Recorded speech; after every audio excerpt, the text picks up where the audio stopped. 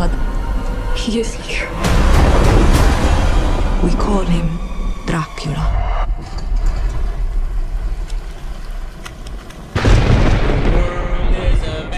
He's coming! This week on Talking About the Movies, it didn't do so well last week at the box office, but are people overlooking a potential future cult classic that we'll be watching for Halloweens to come? We'll talk about the latest Dracula movie, the second one of 2023 and the second one released by Universal. This is The Last Voyage of the Demeter. Welcome to another edition of Talking About the Movies, and usually on this show we talk about the big new releases of the week, and of course the big new releases are Blue Beetle and Strays. However, there was a movie that came out last week that I really wanted to go see. It came out in theaters last week. I didn't get to see it because I was working Steel City Con. I didn't have time to go see it. But I wanted to see this movie, and because it bombed last week pretty badly, this thing only made about $6 million last week, over a $45 million budget. I was afraid that this movie was probably going to get pushed out or only have one time later in the evening because of what it is. And I was afraid that I wasn't going to be able to see it. But it was still playing at the regular times that they had, so I decided as an executive decision to avoid Blue Beetle and Strays, at least for this week. I'm going to go check them out at some point. I'm going to try to see Blue Beetle next week.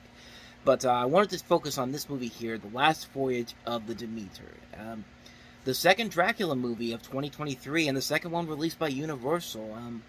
Well, we'll delve into that in just a little bit here, but let's talk about the basic setup of this movie. I mean, this is basically an adaptation of the chapter The Captain's Log from the original Bram Stoker novel of Dracula. This has Corey Hawkins, Aisling Franciosi, Liam Cunningham, David I'm gonna get this name wrong here. David Dastmalchian. I think I'm pronouncing that right. You've seen him in The Dark Knight. You've seen him in the Ant-Man movies. And the plot of the movie basically follows the doomed crew of the merchant ship Demeter, led by Captain Elliot, played by Cunningham, who attempts to survive the treacherous ocean voyage from Transylvania to London while he's being stalked by a legendary vampire. Of course, the legendary vampire being Dracula, played by Javier Botet. This is an adaptation that's been in development for a long time. The writer of this, Bragi Shoot Jr., wrote the initial spec script after he befriended a colleague who worked on Francis Ford Coppola's Dracula movie from 1992. And this was a project that's been in development hell for more than 2 decades until Steven Spielberg's Amblin Entertainment finally picked it up and eventually brought on Andre Overdahl, who directed Scary Stories to Tell in the Dark, which you have not seen. If you have not seen it, it's a really damn good movie. I would highly recommend checking that out. Like, it's a good horror film for not just for adults, but for kids as well. It's based off of a series of children's books. It's a great movie. I highly recommend checking it out. But like I said before, this is the second Dracula movie to come out in 2023 by Universal. The first one being Renfield, which was more of a comedy and starred Nicolas Cage as Dracula and focused on his assistant, Nicholas Holt's Renfield. And I went into that movie with a lot of high expectations. I will say that the movie definitely didn't live up to those expectations, unfortunately. Not that the movie is bad or anything. I think Nicolas Cage's performance saves the movie. It reminds me so much of his performance in Vampire's Kiss from the 80s.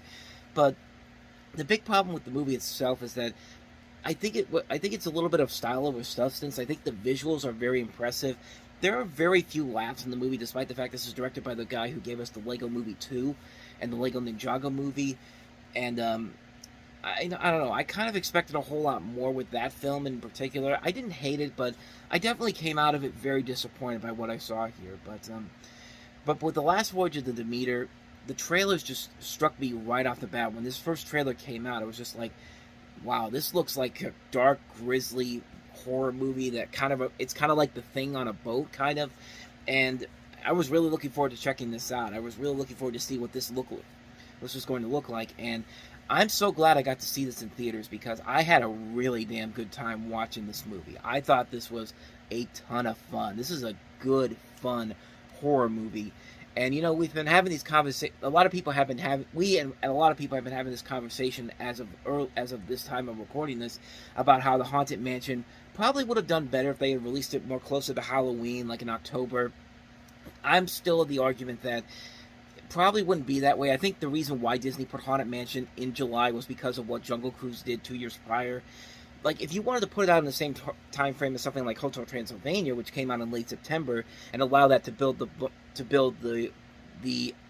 appeal of that movie all the way to Halloween, I think that would have made more sense. But releasing it within October, that's kind of a questionable move. You know, sometimes, because kids' films don't usually do well around Halloween, unless you have the rare exception has been Shark Tale from DreamWorks, and there's been a couple other exceptions here or there, but bottom line, I didn't think Haunted Mansion should have been released around October. I think maybe early September, maybe late September, probably. But I could see why people would get confused about why that movie was released in July. But this is a movie I feel like would have done a whole lot better in October. This should have been a Halloween movie because it breathes horror. It breathes this gothic feel to it.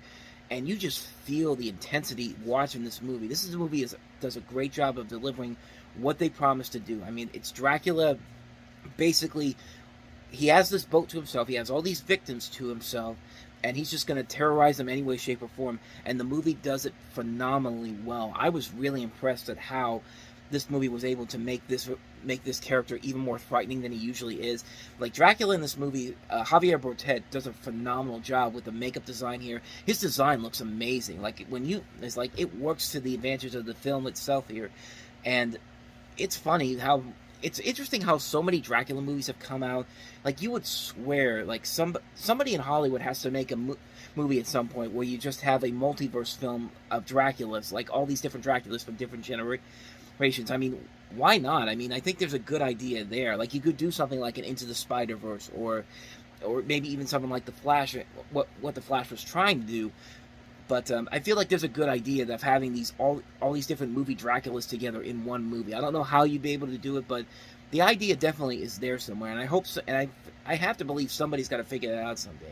Who knows? Maybe it can be me. But I would need to do a whole lot more research on the different Draculas in film and in media in general. But back to this movie here, like this one really stands out more because I like the design of him. I like that the film works to have this design that if you put him in the light, it's a pretty generic design, but when you have the darkness and the storm in the background and the rain going in the background, it just works to the film's advantage here. And I really got to give him credit for the effort that they put into this. And it's amazing how much of the effort they put into this, because this is the same people that did the makeup artwork for The House of Gucci, and that was notoriously known for Jared Leto's makeup work that's not really all that great, but I still like that movie House of Gucci a lot. But it's amazing that those people did this movie, and it's incredible what a transition that is. Like I said, Javier Botet I think is great as Dracula in here. The cast overall is really good. Corey Hawkins is very good in here playing Clemens. You have all these different people on the ship. They're very likable. You do want to get involved in their adventures, including you also have Stephen Kapasik, who is also Colossus in the Deadpool movies in here, and he has a pretty good role in here as well. The visuals are gorgeous to look at. Like, the whole movie takes place on, like, the whole setup when the boat is in the middle of the storm. These images in here look so damn good. Like, you would almost want to take a picture of them and put them up on a wall somewhere. Like, they are that good. They feel like art pieces you would see in a museum, and they're just really cool to look at. And there's just so much there to admire about this film. I mean, the film can also get pretty gory at times. Like, I love how they pull no punches with some of the gore effects they have in here. Like the violence is pretty strong in here, and even the jump scares the scares in general are very good. Like, jump scares in horror movies, they become too much of a cliche trope where 9 times out of 10 they don't work. But here, a lot of them do work pretty well here, and I have to give the movie a lot of credit for not going the standard horror film route. And yeah, some of the jump scares aren't as good, but they're very few and far between. In fact, I really don't have any major nitpicks with major negative things about this movie, and even if they're kind of just nitpicks, little things that just kind of like bugged me a little bit, but they really were not something that really affected my overall enjoyment of the movie, which I overall really had a good time with this movie. It's a shame that nobody's going to see it. I think this was just the wrong time to release it. I feel like this is a film that's going to have a cult following going forward. Like, we're going to be watching this movie. We're going to be seeing this movie playing on FX and FXX on Halloween a number of times over the next couple of years. Maybe even Freeform, since they're all owned by the same company, Disney. And it's a film that I just feel like is going to have that following that's going to find this movie and find it to be an underrated gem. And I think this is a film that is going to have that big cult following that'll make it kind of the next underground Halloween film that everyone should go check out. And I was lucky enough to actually get to see it on a big screen. I feel like I'm like one of the lucky people that actually got to see something really damn good that not a whole lot of people are going to really remember most of the time, is until they actually see it on home media, like until they see it on Blu-ray or streaming, or when it gets streamed on Peacock, or when it eventually shows up on TV in the next couple of years. I mean, it's a really damn good movie. It's a really damn good horror movie. And I feel like this movie deserves a lot more attention than it's getting. I'd highly recommend checking it out. If you can go find this in theaters, see it on the big screen. But if you have to wait till it comes out on Blu-ray or wait for streaming, definitely seek it out when it comes out on there, because you will not be disappointed by it if you go into it with the right note. It is definitely a very underrated horror film. It's a great film. I highly recommend checking it out. I give it a big thumbs up. I really had a good time watching it. Would I say it's one of the best films of the year? It's tough to say right now. I think there's too many good. This year's been a pretty good year for movies in general, so it's gonna be hard for this movie to push anything out of my top 10 right now, because honestly, like I said before, we're getting a lot of good movies in 2023. That's gonna make putting this top 10 list together at the end of the year very hard to do. So this probably will be in my honorable mentions for the year more than likely. But like I said, man, that shouldn't underplay anything about the movie itself. If you haven't seen this movie and you haven't been able to see it in theaters, and it comes out on Blu-ray and streaming in a couple months, definitely seek it out, because you will not be disappointed by this movie. This is a really damn good movie.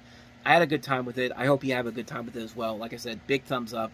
Can't recommend this movie enough. So, with that said, that's going to wrap this one up. This is actually one of the shorter reviews I've done for this show, honestly. But yeah, like I said, next week I'm going to try to see Blue Beetle. And but I also realized that Jurassic Park is coming back to theaters next week. And I saw the poster for it yesterday, and I completely forgot that was coming. And I didn't think it was going to come to this theater that I always go to. So that might make things a little bit interesting. But I'm going to see Blue Beetle first. That's my first priority next week, and hopefully Jurassic Park will be there for Labor Day weekend. I can go check that out there. And even then, if I don't, so what? I mean, I saw the movie in 3D 10 years ago when it was released in theaters, so I have already seen Jurassic Park on a big screen. But I mean, it'd be nice to see it if they played on Cinemark XD, which I don't think they're going to do, because I think Gran Turismo is going to take those seats away. But you never know. We will see what happens there. And but regardless of what happens, Blue Beetle's my top priority next week. So I'll definitely go ahead and check that out, and I'll have a review for it here on this show. So we're already coming to the end of August. August is moving by really, really fast here. I mean, it's amazing to think about that, but that's just kind of where we are right now, and we're finally going to get into September pretty soon, and that's my favorite time of the year, because it leads us eventually into winter, which is also one of my favorite times of the year. Like, I love it when it's cooler outside. I love when it's cold outside. I'm like Elsa from Frozen. The cold doesn't bother me, so... I mean, the cold doesn't bother me anyway. I should quote that properly, but I'm just filling time right now, so like I said, go check out The Last Voyage of the Demeter. I think you'll like it a lot. If you saw it, let me know your thoughts down below. Let me know if you liked it. Did you like it? Did you hate it? Let me know your thoughts down below. And once again, thank you so much for watching, and I will see you guys next time. So until then, take care.